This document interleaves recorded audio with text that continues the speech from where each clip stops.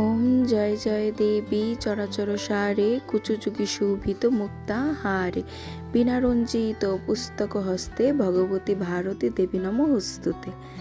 এবারে সরস্বতী পুজো করেছিলাম শ্বশুর বাড়িতে। তো আমরা সবাই অনেক রাত জেগে সরস্বতী পুজোর আয়োজন করেছিলাম।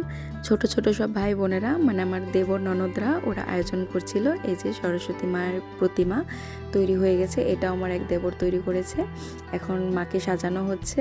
আর এখানে ওরা বিভিন্ন ঘট বা মার মণ্ডপটা সাজানোর জন্য বিভিন্ন ধরনের কাজ করছিল।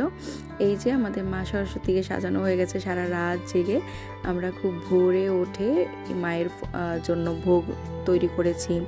তারপরে হচ্ছে যে মাকে সাজিয়েছি, সবাই বই খাতা কলম আমরা মায়ের কাছে নিবেদন করে দিয়েছি। সবাই চলে এসেছি সেজেগুজে সুন্দর করে। আর এদিকে আমাদের পুরোহিত চলে এসেছে, এখন পুজো হচ্ছে, মন্ত্রপাঠ হচ্ছে।